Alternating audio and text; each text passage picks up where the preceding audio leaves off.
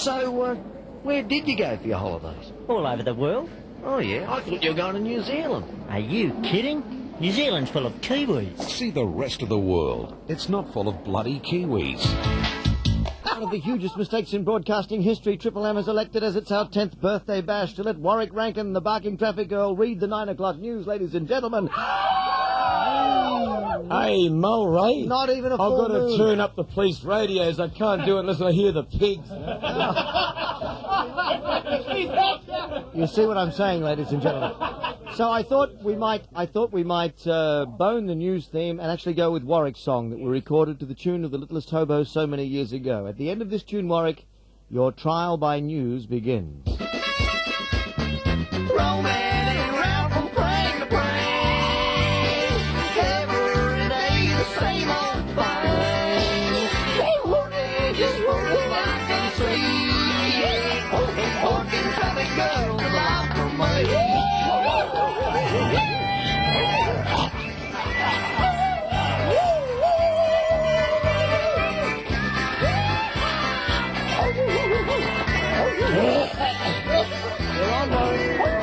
Gibbo's in the background, coughing his phlegm all over the back of my ear. That's why we're using positions like this. It's Triple M. It's, hang on, it's 18 degrees. The second drop starting to hang around the second curl under the arm. In the sweat meter, according to me. That's good, Warwick, yes. Yeah. Driving a doggie's freckle for Dougie's big decade. Highs. In here over the top, outside between 25 and 22. How can I do this? Good morning, and woof woof, I'm Warwick Rankin, the barking traffic girl, written by David White. That's on the bottom of the computer. A sympathetic thief punched an elderly man into the ground and stole his wallet before picking him up and put him into bed. Yes. Police say the 68-year-old victim was about to walk into his flat in Waterloo at about 7:30 last night when the thief grabbed him from behind. I was with Kenny last night. Yes, I was. It's understood the man punched the elderly man to the ground, then removed his wallet containing $170. He then picked up the man and carried him through his bedroom before going into a neighbouring unit and asked him for a face washer. Who wrote that? Who wrote... Grover did this, yeah? Grover did this. Britain's only giant panda, Shasha, has died at the age of 19 in Mexico, where he was sent on loan 3 years ago. Apparently, Shasha didn't have a woman, panda. London Zoo says the rare panda died on Sunday in Mexico City from peritonitis. That's when your appendix busts, Mulray. You get all these pains in the guts and stuff like that. Yeah. Peritonitis. And are caused by a perforated ulcer because of lack of sex. Who wrote this? China presented Cha-Cha to Britain in 1974 when Edward Heath was Prime Minister. Well, that doesn't mean a thing. He gives a bloody Edward Heath. Only 600 giant pandas are thought to be alive in China, where there's a shortage of the type of bamboo that's their natural food. You should be growing that in your property up the farm there, Mulray. I'd say bamboo could be a big one. There are only 16 pandas. Wait, how many? One more story. 1.5 minutes. I can't hear because I've got the cans on because all these... I'm used to working TV. I don't know.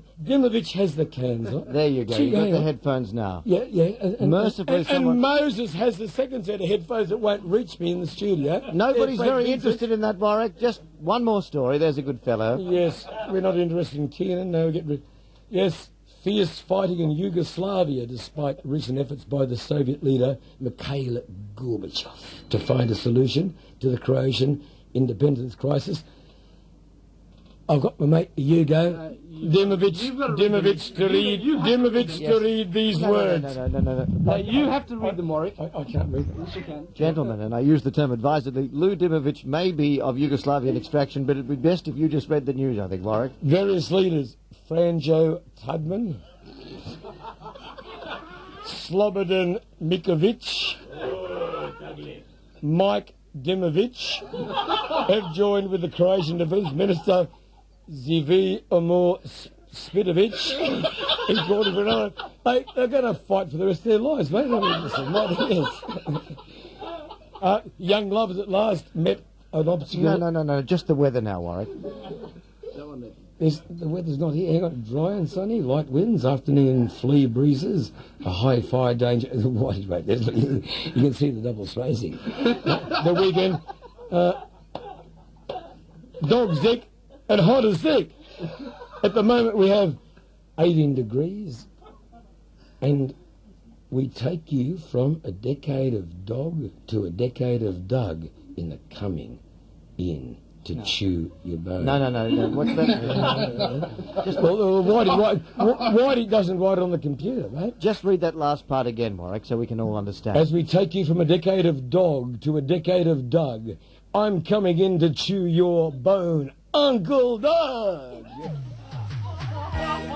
Roy Mustache. Ideas in 10 years, and that was one of the bad ones. The idea that we might be able to promote Roy Mustache. Mind you, Roy Mustache's album, which was of the same name, I Love You Australia. Yes, I Love You Australia.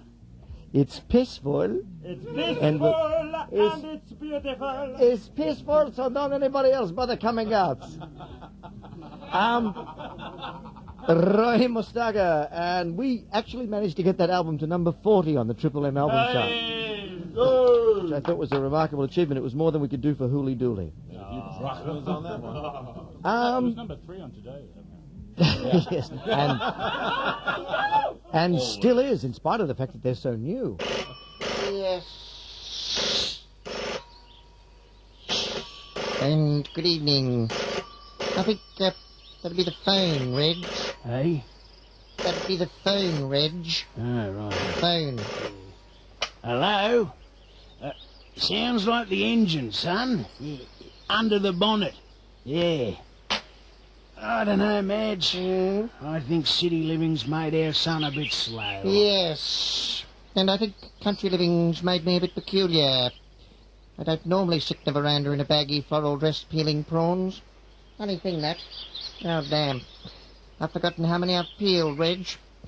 Might just check that with a statistician. Hey, this pub's really bad. Apologise for what Doug Mulray said this morning. Wasn't that an awful story in the news about that torso they discovered wrapped in the tarpaulin on the beach? Just grotesque. It's little stories like that that make you suspect that we're living in the new Chicago, the Chicago of the Southern Hemisphere, ladies and gentlemen.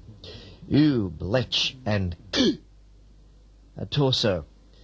The arms had been cut off, and they found an arrow in the heart and suspect that the body may have been frozen for some time. Oh, really? I've got a theory on who'd done it, actually.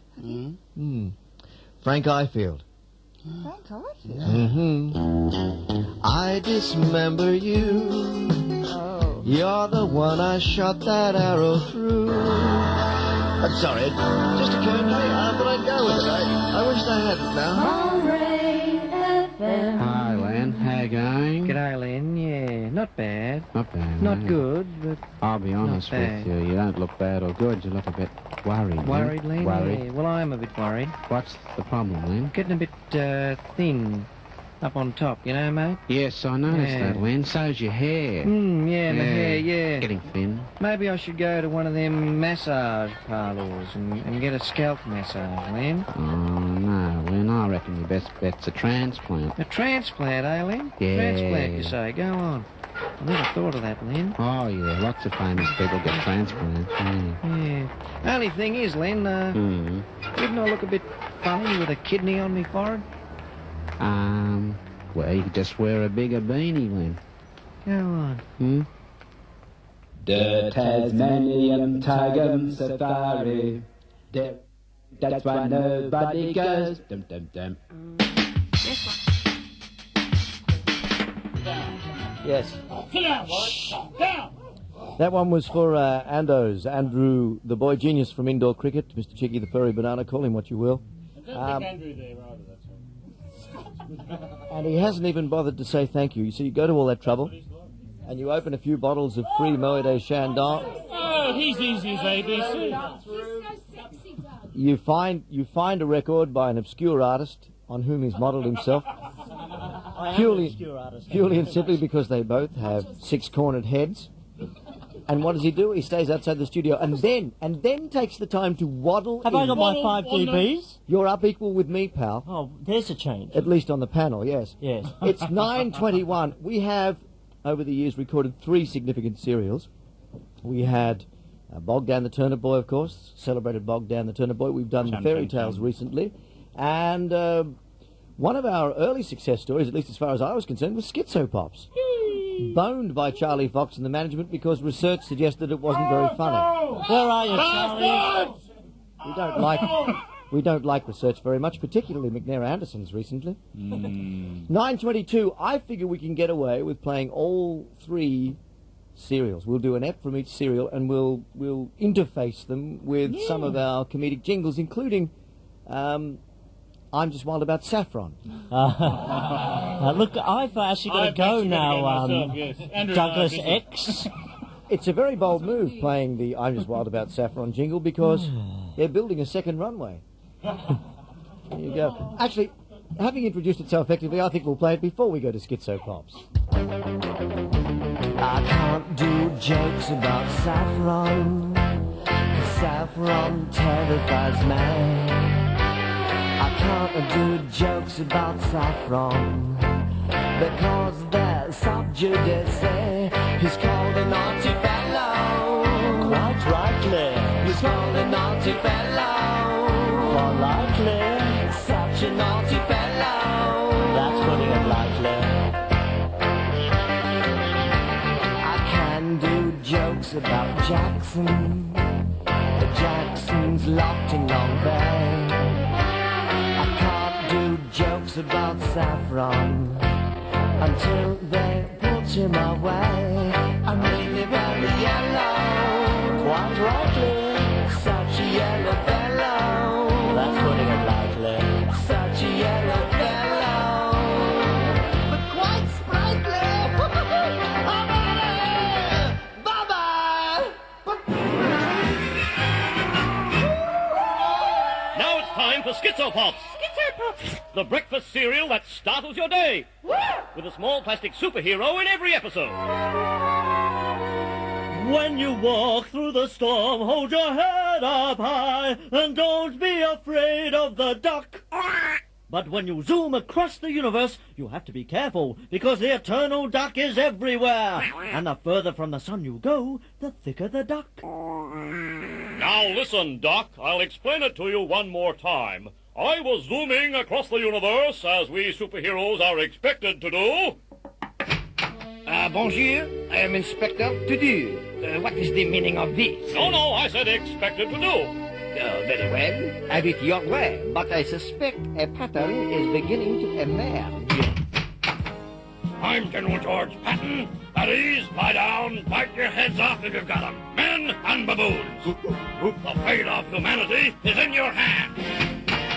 Hello, I am Hans, and the fate of humanity will be held next Sunday in the churchyard.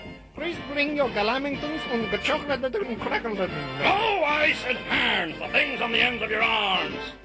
Sorry. And I said a pattern is beginning to emerge. Oh, I'm sorry.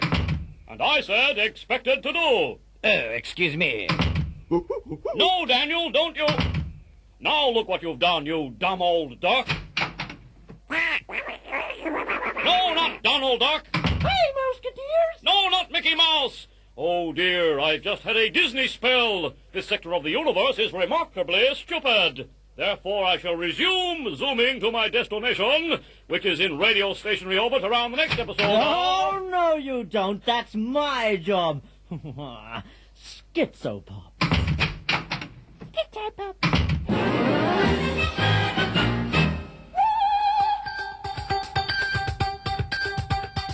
Meet Rex Jackson. On the front page. Jackson guilty. His friend Hawkins. I'm innocent, I tell you, I was never there. I sentence you to 6 years jail. Warner Terry. Yes, I've been out here in HM prison longer than I can imagine. I'll tell you one thing. He's in for life. Well, 7 years anyway, and that's a long time.